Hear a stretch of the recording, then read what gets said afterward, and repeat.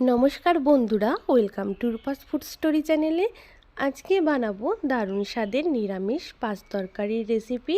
আর এই রেসিপি নিরামিষের দিন কিন্তু ভীষণ ভালো লাগে খেতে। আমরা সপ্তাহের কোনো না কোনো দিন অবশ্যই কেউ না কেউ নিরামিষ খাই, তাই নিরামিষের দিনে যদি থাকে পাতে এরকম গরম গরম নিরামিষ পাঁচ তরকারির রেসিপি, তাহলে তো বন্ধুরার কোনো কথাই নেই, খেতে কিন্তু দারুণ লাগে। আর একটা সিক্রেট ভাজা মশলা দিয়ে এই পাঁচ তরকারি রান্না করলে পুরো অনুষ্ঠান বাড়ির মতন টেস্ট হবে।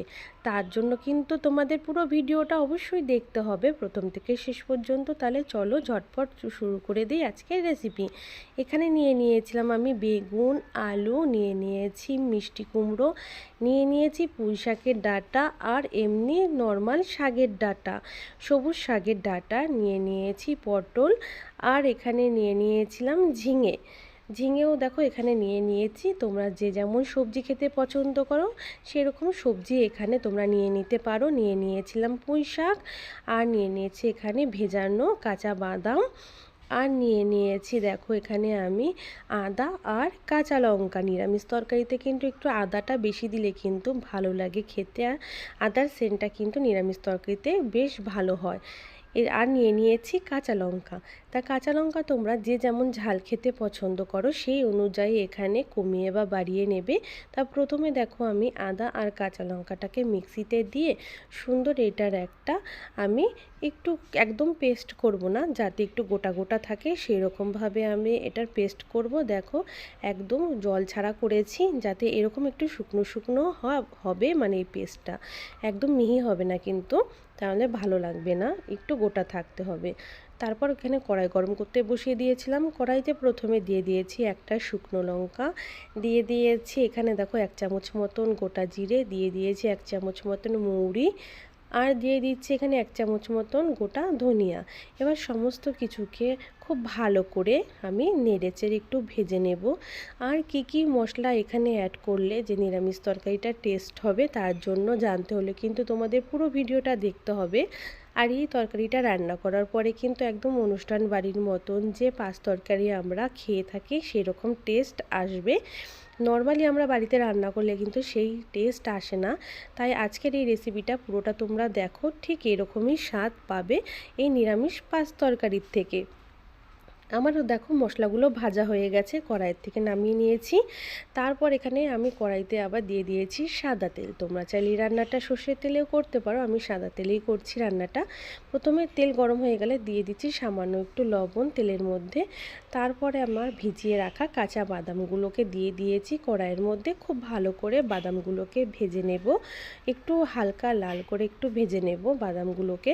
তাই এইভাবে অনবরত নেড়ে চেড়ে নিচ্ছি। আর তেলের মধ্যে আগে একটু যদি লবণ দেওয়া হয় তাহলে কম ছিটকায়। আর দেখো হালকা লাল করে আমার বাদামটাও ভাজা হয়ে গেছে, তুলে নিয়েছি। ওই তেলের মধ্যে দিয়ে দিয়েছি প্রথমে বেগুন দিয়ে এবার আমি ভালো করে বেগুনটাকে ভেজে নেব। দেখো এভাবে নেড়ে চেড়ে, কারণ বেগুনে যত তুমি তেল দেবে ততটাই তেল টেনে নেয় বেগুন, এজন্য ভাজার আগে সবসময় অল্প তেলে আগে একটু ভেজে নেবে বেগুনটা। তাই আমি এই অল্প তেলেই বেগুনটাকে সুন্দর করে ভেজে নেব। দেখো এইভাবে অনবরত নাড়াচাড়া করে নিচ্ছি। তারপর আমি সামান্য একটু বেগুনটাকে 3-4 মিনিটের জন্য ঢেকে রেখেছিলাম। ঢাকা খুলে আবারও খুব ভালো করে নেড়েচেড়ে নিচ্ছি। দেখো বেগুনটা অনেকটাই হালকা নরম হয়ে এসেছে। এইভাবেই নেড়েচেড়ে হালকা লাল করে ভেজে নামিয়ে নিলাম। তারপর কড়াইতে আবার দিয়ে দিয়েছি আমি সাদা তেল। এরপরে এবার একে একে কিছু সবজি আমি ভেজে নেব। প্রথমে দিয়ে দিয়েছি আলু। তা আলুটাকে দিয়ে এইভাবে একটু হালকা লাল করে বা হালকা করে একটু ভেজে নেব। কাঁচা আলুটার তরকারিতে পড়লে ভালো লাগবে না খেতে, তাই একটু সবজিগুলো ভেজে নিলে কিন্তু দারুণ লাগবে তরকারিটা খেতে। একটু সামান্য লবণ দিয়ে দিয়েছি। আবারও ভালো করে আলুটাকে আমি নেড়ে চেড়ে নেব। আর লবণটা দিয়ে ভালো করে নেড়ে চেড়ে নিয়ে তা হালকা করে একটু রং ধরলে আমি আলুটাকে নামিয়ে নেব। এইভাবেই দেখো আমি আলুটাকে সুন্দর করে একটু ভেজে নেব। আর নিরামিষ পাঁচ তরকারি কিন্তু খেতে কিন্তু দারুণ লাগে। আর সেটা যদি সঠিকভাবে রান্না করা হয় তাহলে কিন্তু এর স্বাদ অনেকটাই বেড়ে যায়। দেখো আমার আলুটা ভাজা হয়ে গেছে, তা আলুটা আমি নামিয়ে নিয়েছি। এবার আমি পটলগুলো ভেজে নেব। তা পটলগুলোকে দিয়ে দেখো আমি এইভাবেই ভেজে নেব। দিয়ে দিলাম সামান্য একটু লবণ দিয়ে পটলটাকে খুব সুন্দর করে ভেজে নিয়েছি। আমি কিন্তু বেগুন ভাজার সময় কিন্তু লবণ দিইনি, কারণ বেগুনটা একদম নরম হয়ে যাবে বলে লবণ ছাড়াই বেগুনটাকে ভেজে নিয়েছি। তারপর দেখো বাকি তেলের মধ্যে দিয়ে দিয়েছি হিং ফোড়ন, দিয়ে দিয়েছি 2টো শুকনো লঙ্কা আর 5 ফোড়ন দিয়ে দিয়েছি তেলের মধ্যে। এবার মশলাগুলোকে হালকা একটু নেড়ে তারপরে দিয়ে দিলাম আদা আর কাঁচা লঙ্কা যে পেস্ট আমরা করে রেখেছিলাম সেই পেস্ট কিন্তু এখানে দিয়ে দিয়েছি। আর তারপরে খুব সুন্দর করে মশলাটাকে নেড়ে চেড়ে নেব। খুব সুন্দর একটা গন্ধ বেরোতে শুরু করলে তারপরে দিয়ে দিয়েছি এখানে কুমড়ো, ঝিঙে দিয়ে দিয়েছি এখানে আমি। আর দিয়ে দেব যে ডাঁটাগুলো কেটে রেখেছিলাম, পুঁই শাকের ডাঁটা আর নর্মালি শাকের ডাঁটা। আর 2-1 টুকরো বেগুন আমার রয়ে গেছিলো, ভাজা হয়নি, সেগুলো এখানে দিয়ে দিয়েছি। এবার সমস্ত কিছুকে খুব ভালো করে নেড়ে চেড়ে আমি মশলার মধ্যেই ভেজে নেব। এই সবজিগুলো যেহেতু একটু নরম হয়, এর জন্য এগুলোকে আলাদা করে আর ভাজলাম না, এগুলোকে আমি একসাথেই ভেজে নেব। তারপরে দিয়ে দিয়েছি পরিমাণ মতন লবণ দিয়ে আবারও সবজিগুলোকে বেশ কিছুক্ষণ ধরে আমি 5 থেকে 7 মিনিটের জন্য অনবরত নেড়ে চেড়ে খুব ভালো করে কিন্তু এভাবে আমি ভেজে নেব। ভাজার পরে দেখো সবজিগুলো হালকা একটু কিন্তু নরম হয়ে গেছে।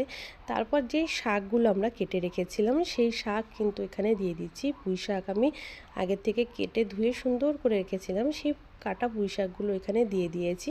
এবার পুঁই শাকগুলোকেও আমি সবজির সাথে খুব ভালো করে নেড়ে চেড়ে মিশিয়ে নেব। এইভাবেই অনবরত নাড়াচাড়া করলে কিন্তু শাকগুলো কিন্তু একদম নরম হয়ে যাবে। দেখো প্রথমে দেখা যাচ্ছিল কতগুলো শাক, এখন আস্তে আস্তে নাড়াচাড়া করতে করতেই শাকগুলো কিন্তু ভীষণ নরম হয়ে যাবে।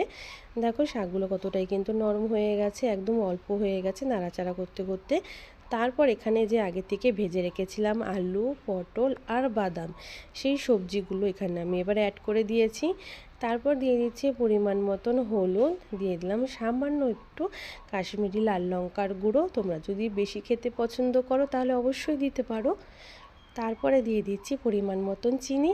আর নিরামিষ পাঁচ তরকারি কিন্তু একটু মিষ্টি মিষ্টি হলেই ভালো লাগে খেতে, তাই দেখো এখানে দিয়ে দিয়েছি। তোমরা যদি কেউ চিনি ব্যবহার না করতে চাও, এর বদলে তোমরা গুড় দিতে পারো, আখের গুড় ব্যবহার করতে পারো, কোনো অসুবিধে নেই। এবার সমস্ত সবজিকে খুব ভালো করে নেড়ে চেড়ে একসাথে আমি মিশিয়ে নেব, যাতে লবণ, হলুদ, চিনি সব সবজির গায়ে লেগে যায়। এইভাবে অনবরত কিছুক্ষণ আমি ভালো করে সমস্ত সবজিগুলোকে নেড়ে চেড়ে সুন্দর করে মিশিয়ে নেব। দেখো এইভাবে নেড়ে চেড়ে মিশিয়ে নিতে হবে। তারপরে আমি একটু ঢাকা দিয়ে এই সবজিগুলোকে রান্না করব। আর এই সবজির মধ্যে কিন্তু আজকে কোনো রকম জল দেব না, জল ছাড়াই কিন্তু সবজিগুলোকে রান্না করব। ঢাকা খুলে দেখো, ঢাকা দিয়ে রেখেছিলাম প্রথমে আমি 5 মিনিটের জন্য, তারপর ঢাকাটা খুলে আবারও একটু নেড়ে চেড়ে নিচ্ছি। দেখো আস্তে আস্তে সবজির থেকে কতটা জল বেরিয়েছে, এই জলেই কিন্তু আজকে আমাদের এই পুরো রান্নাটা হয়ে যাবে। এক্সট্রা কোনো জল এখানে আর আমি ব্যবহার করব না। এইভাবেই সমস্ত সবজিগুলোকে খুব ভালো করে আর একটু নেড়ে চেড়ে ঢেকে রাখবো। ঢেকে রাখার পরে দেখো আবারও ঢাকা খুলে নিয়েছি আমি 5 মিনিট পর। এবার সমস্ত সবজিগুলোকে হাই হিটে রেখে খুব ভালো করে নেড়ে চেড়ে নেব। তারপর আগে থেকে যে বেগুনটাকে ভেজে রেখেছিলাম, সেই ভাজা বেগুনটা কিন্তু এখানে আমি দিয়ে দিয়েছি। বেগুন কিন্তু কোনো সময় আগে দেবে না, তাহলে একদম তরকারির মধ্যে মিশে যাবে, বেগুনকে আর খুঁজেই পাওয়া যাবে না। এজন্য সব সময় বেগুনটাকে ভেজে রেখে পরে ব্যবহার করবে। যখন দেখবে সমস্ত সবজি সেদ্ধ হয়ে গেছে তখন আমরা বেগুনটাকে অ্যাড করব। তা বেগুনটা দিয়ে নাড়াচাড়া করে আবার আমি একটুখানি 3-4 মিনিটের জন্য ঢেকে রেখেছিলাম। এবার ঢাকা খুলে আবার আমি সমস্ত সবজিকে খুব ভালো করে নেড়ে চেড়ে নেব।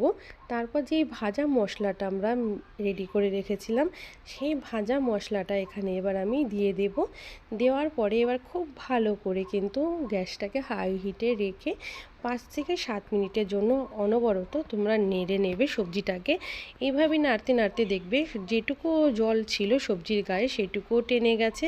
আর সবজি কিন্তু আমাদের নিরামিষ পাঁচ তরকারির সবজি কিন্তু এরকম মাখা মাখা হবে, একটু আঠালো ভাব হবে, তবে কিন্তু খেতে টেস্ট লাগে। খুব ভালো হয়, কিন্তু সেই রকম তরকারি। দেখো এইভাবে অনবরত নেড়ে চেড়ে নিচ্ছি। আমাদের কিন্তু ঝোলটা একদমই শুকিয়ে গেছে। আর তারপরে সব শেষে দিয়ে দিয়েছি সামান্য একটু ঘি। সামান্য একটু ঘি নিরামিষ জিনিসে যদি আমাদের দেওয়া হয় তাহলে কিন্তু সেই তরকারির স্বাদ আরও অনেক গুণ বেড়ে যায়। তাই একটু সামান্য একটু ঘি অ্যাড করে দিয়েছি। তোমরা কেউ পছন্দ না করলে নাও দিতে পারো, কোনো অসুবিধে নেই। তার বদলে এখানে যদি ধনিয়া পাতা কুচি থাকে দিয়ে নামিয়ে নিতে পারো। তা রেডি হয়ে গেল আমাদের নিরামিষ পাঁচ তরকারি। আমি এখানে দেখো প্লেটে সার্ভ করে দেখাচ্ছি। কত সুন্দর হয়েছে নিরামিষ পাঁচ তরকারি। এটা খেতে কিন্তু নিরামিষের দিন অসাধারণ লাগবে। আজকের ভিডিওটা যদি অবশ্যই তোমাদের ভালো লেগে থাকে তাহলে আমার ভিডিওটাতে একটা লাইক করবে কিন্তু বন্ধুরা। সব বন্ধুদের কাছে আমার রিকোয়েস্ট রইল, তোমরা লাইক না করে কিন্তু কেউ যেও না। অবশ্যই ভিডিওতে একটা লাইক করো এবং এই ভিডিওটা আরও অন্যান্য বন্ধুদের মাঝে বেশি করে শেয়ার করে দিও। নতুন বন্ধু হলে চ্যানেলটাকে সাবস্ক্রাইব করে আমার পাশে থেকো এবং পুরনো বন্ধুদের জানাই অসংখ্য ধন্যবাদ।